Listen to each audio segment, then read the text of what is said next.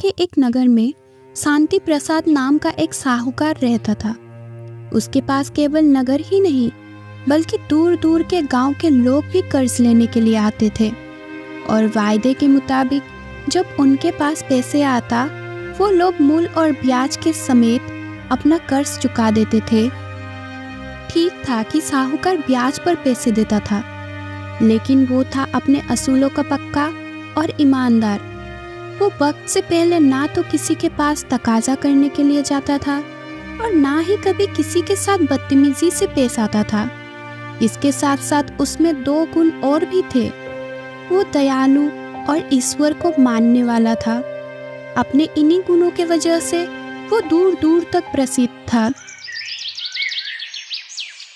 एक बार की बात है, इसी नगर से तो ठग जिनका नाम सुट्टन और महेश था वो गुजर रहे थे और सेठ की प्रसिद्ध की खबर उन दोनों के कानों में भी पड़ी।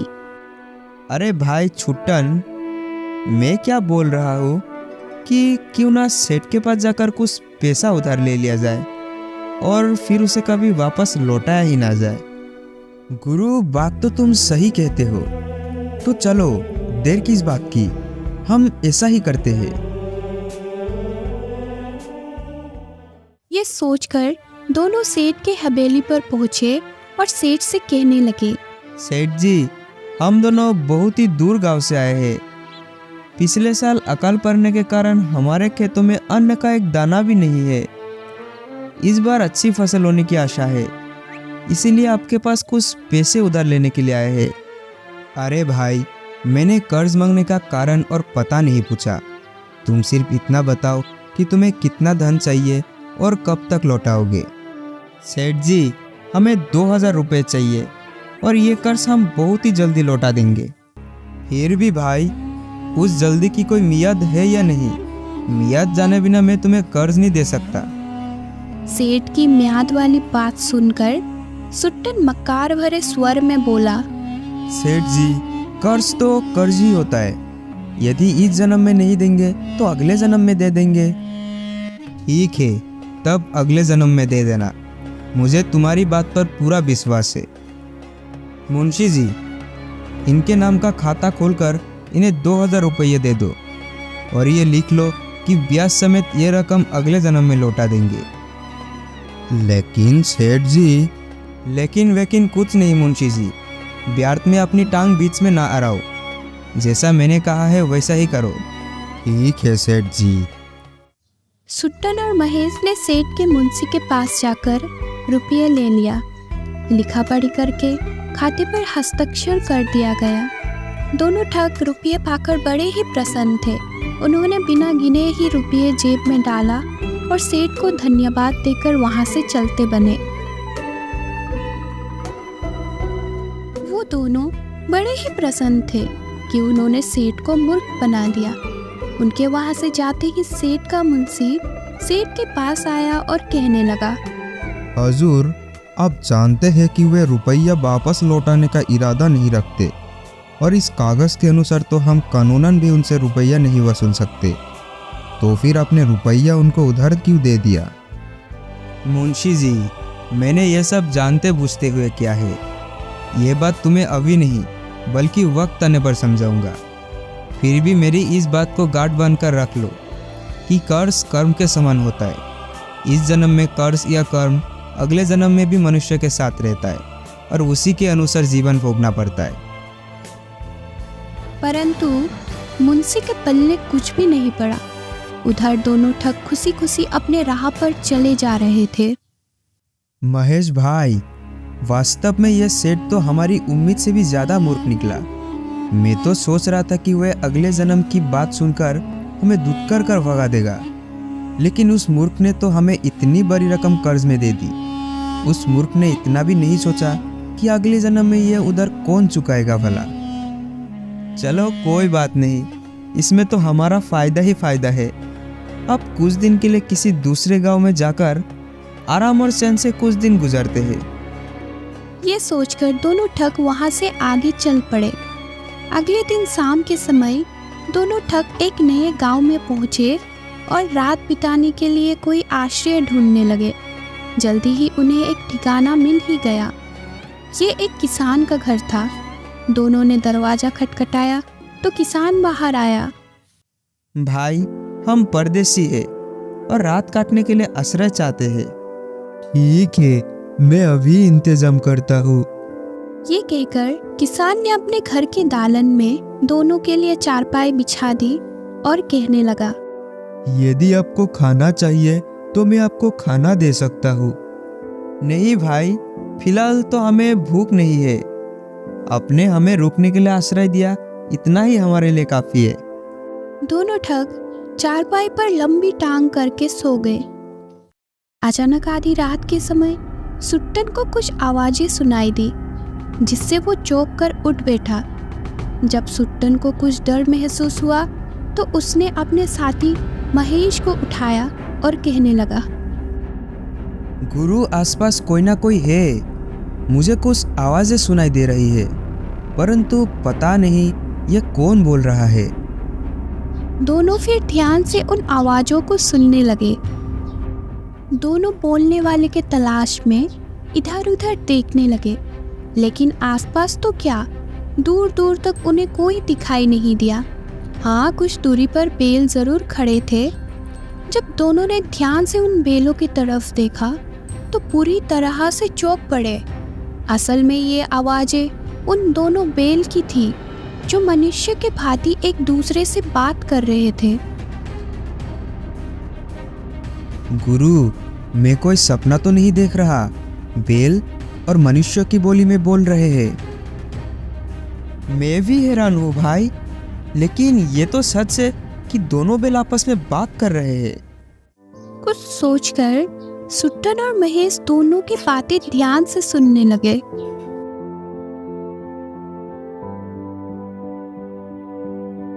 मित्र, हमारे तुम्हारे साथ की ये अंतिम रात्रि है। ये बात तो मैं भी तुमसे कहने जा रहा था। अच्छा, पहले तुम बताओ कि ऐसा क्यों है। वो इसीलिए दोस्त कि अपना जो मालिक है उससे पिछले जन्म में मैंने 200 रुपया उधार लिए थे, लेकिन उस जन्म में मैं चुका नहीं पाया।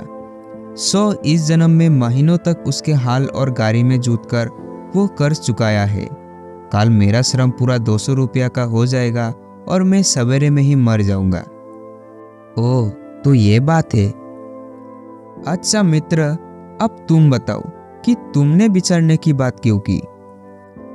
तुम खुशकिस्मत हो मित्र कि तुम्हें कम कर्ज लेने के कारण शीघ्र ही छुटकारा मिल जाएगा, लेकिन मेरे भाग्य में अभी महीनों और दुख झेलना लिखा है।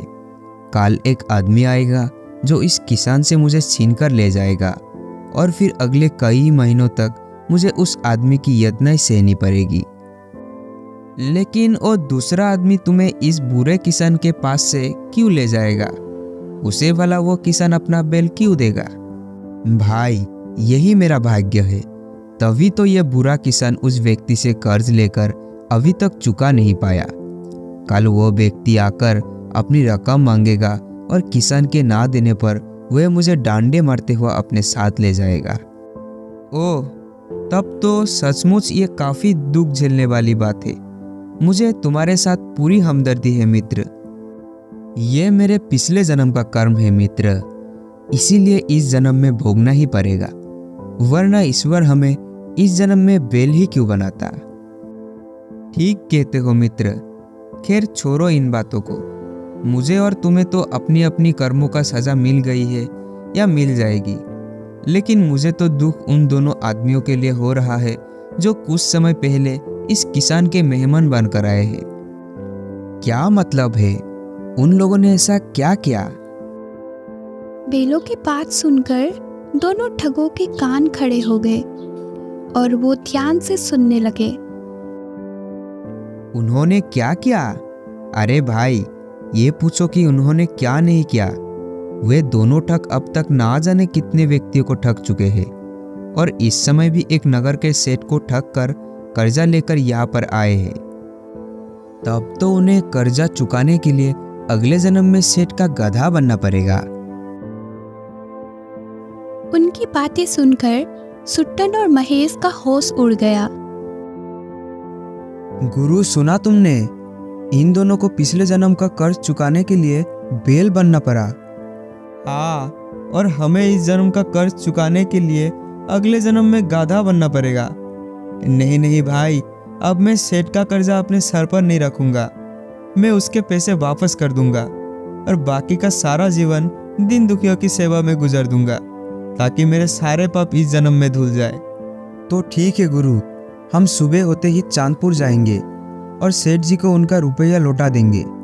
साथ ही साथ ठगी का यह धंधा भी छोड़ देंगे और मेहनत और ईमानदारी की रोटी कमा कर खाएंगे। इसके बाद वो दोनों ठग सो गए, परंतु सोने के बाद भी उन्हें चैन नहीं था। उन्हें सपने में भी वो दोनों बेल ही दिखाई दे रहे थे।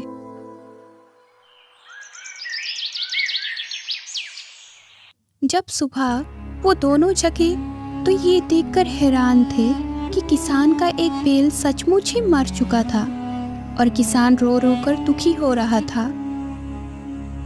गुरु, उन दोनों बेलों की बातें बिल्कुल सच निकली। उनमें से तो एक ने दम ही तोड़ दिया। हाँ, वह अपने मालिक के पिछले जन्म के कर्ज से मुक्ति पा चुका है। अभी कुछ देर ही गुजरी थी कि तभी वहां पर एक आदमी आया और वो किसान से कहने लगा, अरे भाई, तुमने मेरा कर्ज अभी तक नहीं उतारा।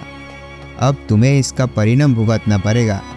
मैं तुम्हारे बेल को ले जा रहा हूँ। भाई, मैं जल्द ही आपका कर्जा उतार दूंगा। मेरे बेल को छोड़ दो। देखो तो सही, मेरा एक बेल पहले से ही मर चुका है। मुझ पर दया करो। उस आदमी ने बिल्कुल भी दया नहीं दिखाई और वो किसान के दूसरे बेल को डंडे मारते हुए अपने साथ ले गया। ये सारी घटना दोनों ठग अपनी आंखों से देख रहे थे। दोनों ठगों ने उसी समय अपना सारा सामान समेटा और चांदपुर के लिए रवाना हो गए। एक दिन के लंबे सफर के बाद दोनों ठग सेठ शांति प्रसाद के हवेली पर जा पहुंचे। सेठ जी, हमें बचा लीजिए। हमें पाप के गड्ढे में गिरने से बचा लीजिए। अरे भाई, कौन हो तुम दोनों? हमें इतनी जल्दी भूल गए सेठ जी? हम दोनों महेश और छुट्टन हैं। कल ही तो आपसे 2000 रुपये लेकर गए थे। सेठ जी, ये दोनों तो वही है जो कल आए थे। मैं अभी खाता निकल कर इनका हिसाब बताता हूँ। हाँ सेठ जी, मैं अभी इनका खाता देखकर आपको बताता हूँ कि इनके नंबर कितने रुपए है। हुजूर, हम अपना कर्ज आपको सूद समेत लौटाना चाहते हैं। ये लीजिए आपके 2011 रुपये और हमारा नाम काट दीजिए। नहीं भाई, मैं कर्ज की अदाई इस तरह से नहीं लेता। मैं अपनी वसूलों का पक्का आदमी हूँ। रकम लौटाने का जब तुमने वायदा किया था, मैं उसी समय पर कर्ज वापस लूँगा। तुमने अगले जन्म में कर्जा लौटाने की बात कही थी, अब मैं अगले जन्म में ही लूँगा। सेठ जी, ये अब क्या कह रहे हैं? भला कोई अगले जन्म में भी कर्ज चुका सकता है? हाँ सेठ जी, जब हम इसी समय आपका कर्ज लौटा रहे हैं तो फिर आप क्यों अगले जन्म की बात करते हैं? कह तो दिया भाई, मैं अपने वसूलों का पक्का हूँ। जब तुम लोगों ने वादा किया है कि रकम अगले जन्म में लौटाओगे तो मैं अगले जन्म में ही लूँगा। बस बात खत्म। सुट्टन और महेश ने सेठ के सामने खूब रोया धोया और गिड़गिड़ाया, लेकिन सेठ ने उनकी एक ना सुनी और बिना रकम लिए उन्हें घर से बाहर निकाल दिया। दोनों दोस्त दुखी मन से वहां से चल पड़े। उन्हें समझ में नहीं आ रहा था कि आखिर वो इस कर्ज से मुक्ति कैसे पाएंगे। भटकते भटकते वो लोग एक जंगल में पहुंचे। वहां पर उन्हें एक महात्मा मिले। जब महात्मा ने उन दोनों से उनकी परेशानी का कारण पूछा तो दोनों ने सच सच बात उनको बता दी। तब महात्मा जी ने उन्हें प्रायश्चित करने का एक तरीका बताया और साथ ही साथ ज्ञान की बातें भी बताने लगे। बेटा, इस जगह से 1 मील आगे एक गांव है। वहां पहुंचने पर तुम्हें अपने आप सेठ जी का कर्जा उतारने का कोई ना कोई उपाय दिखाई दे ही जाएगा। महात्मा जी का बात मानकर दोनों आगे बढ़ने लगे। 1 मील का सफ़र तय करने के बाद वो एक छोटे से गांव में पहुंच गए। उस गांव में पानी का कोई स्रोत नहीं था, ना कोई कुआं, ना कोई तालाब। इसीलिए गांव में पानी के लिए त्राही त्राही मची हुई थी। पानी की ज़रूरत के लिए लोगों को 5-5 कोस दूर जाना पड़ता था। वहाँ की दशा देखकर सुट्टन के दिमाग में साधु की बात आई। वो सोचने लगा, यदि यहाँ पर पानी का कोई स्रोत पैदा किया जाए तो हमारा कर्ज उतर सकता है। अरे गुरु, सेठ का कर्ज उतारने के लिए मेरे दिमाग में एक उपाय आ गया। क्या सच? तो जल्दी बताओ गुरु। सुट्टन महेश के कान में धीरे धीरे से कुछ समझाने लगा, जिसे सुनकर महेश का चेहरा भी खिल उठा। दोनों इस समय कहीं से कुदाल लेकर आए और एक स्थान पर खुदाई करने में जुट गए। वो दिन रात जमीन खोदते रहे और ठीक 1 महीने के बाद एक गहरा कुआं खोदने में सफल हो गए। उसमें से पानी भी निकल आया। उसके बाद उन्होंने मिस्त्री को बुलाकर उसे पक्का बनवा दिया और कुएं पर 2000 रुपये भी खर्च हो चुके थे। कुआं तैयार हो जाने पर सुट्टन ने महेश से कहा, चलो गुरु, अब डंडे संभाल कर खड़े हो जाओ। गाँव वालों को जैसे ही कुएं के बारे में पता चलेगा वे पानी के लिए दौड़े दौड़े आएंगे। चिंता मत करो गुरु, पानी लेने के लिए यदि स्वयं भगवान भी आ जाए तो मैं कुएं से पानी नहीं लेने दूंगा। और फिर वो दोनों मोटे मोटे डंडे संभालकर कुआं की चौकीदारी करने लगे। जब गांव वाले को उस कुएं के बारे में पता चला तो वो बर्तन लेकर तुरंत वहां पर पहुंचे। गांव वालों को देखकर सुट्टन ने कहा, ठहरो तुम सब, इस कुएं से दूर रहो। हम किसी को इस कुएं से पानी भरने नहीं देंगे। अरे भाई, ऐसा अन्याय क्यों करते हो? तुम लोग जानते ही हो कि गांव में पानी की कितनी किल्लत है। तुमने वास्तव में इस कुएं को बनाकर गांव वालों पर बड़ा ही उपकार किया है। वो सब तो ठीक है, लेकिन ये कुआं हमारा नहीं है, बल्कि चांदपुर के सेठ शांति प्रसाद जी का है। हम बगैर उनके इजाज़त के किसी को कुएं से पानी भरने नहीं देंगे। हाँ, यदि कुएं से पानी चाहिए तो पहले सेठ जी की इजाज़त लेनी पड़ेगी।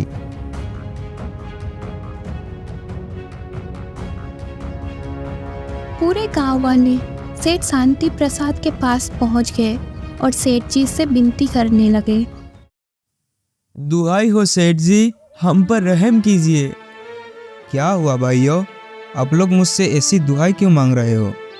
क्या बिगाड़ा है मैंने आप लोगों का? तब गांव वालों ने सारी बातें उन्हें कह सुनाई। सेठ जी, अब आप ही हमें अपने कुएं से पानी लेने की आज्ञा दे दीजिए ताकि हमारे सारे दुख दूर हो सके। आप लोगों को कोई गलत फहमी हो गई है भाइयों। मैंने आप लोगों के गांव में कोई कुआं नहीं बनवाया। जरूर वे दोनों व्यक्ति आप लोगों को झूठ बोल रहे हैं। नहीं नहीं, ऐसा ना कहिए सेठ जी, हम लोग बड़ी आशा लेकर आपके पास आए हैं। लेकिन भाई, जब मैंने वहां पर कुआं बनवाया ही नहीं तो मैं कैसे आप लोगों को पानी भरने की इजाज़त दे दूं?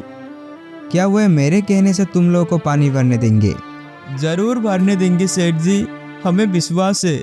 बस आप हमारे साथ चलकर उन दोनों व्यक्तियों को कह दीजिए। ठीक है, चलो भाइयों, मैं तुम्हारे साथ चलता हूँ। फिर सारी सच्चाई आप लोगों के सामने आ जाएगी। सेठ अपने मुंशी के साथ जब गांव वालों के साथ गांव में पहुंचा तो दूर से उन्होंने सुट्टन और महेश को कुएं के पास डंडे हाथ में लिए हुए खड़ा दिखा। सेठ जी, ये दोनों तो वही ठग मालूम पड़ते हैं जिन्होंने आपसे 2000 रुपया कर्ज में लिए थे और अगले जन्म में कर्ज वापस करने की बात कही थी। हाँ, पहचान रहा हूँ, लेकिन इन कम वक्तों ने यहाँ पर क्या चक्कर फैलाया हुआ है?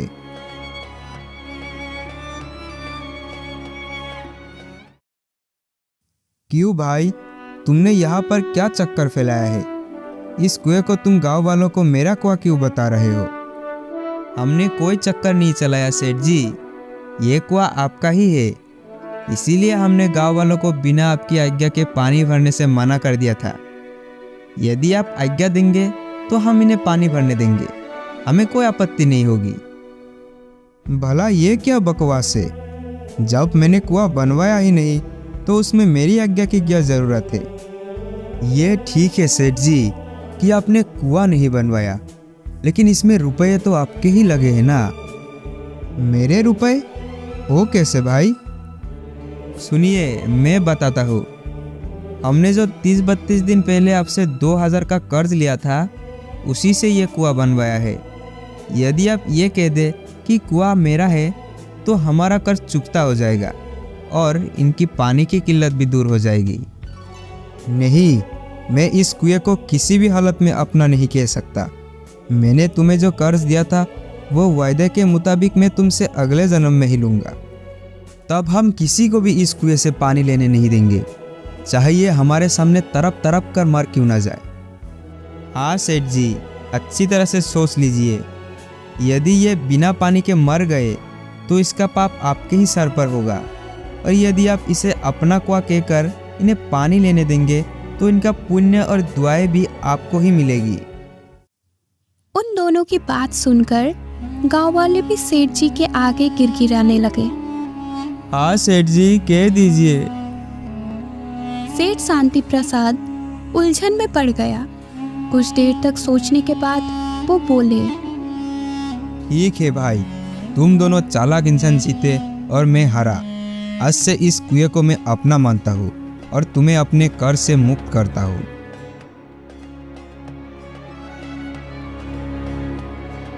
गांव वाले बड़े खुशी से जय जयकार करते हुए अपने घरों से बर्तन लाने के लिए चल पड़े।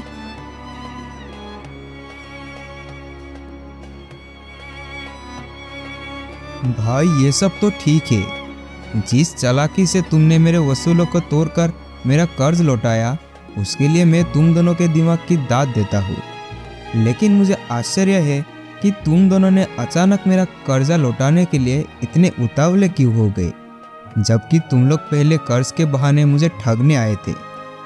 ये ठीक बात है सेठ जी कि हम आपको मूर्ख सेठ समझकर आपको लूटना चाहते थे, लेकिन बाद में हमारी आंखें खुल गई। तब सुट्टन ने सारी बात सेठ को बता दी। कुछ ही देर में सारे गांव वाले वहां कुएं पर आए और पानी भरने लगे। अब पूरा गांव के साथ साथ सेठ शांति प्रसाद भी खुश थे। इस घटना के बाद सुट्टन और महेश ने ठगी का धंधा छोड़ दिया और मेहनत मजदूरी का काम करके अपना जीवन यापन करने लगे।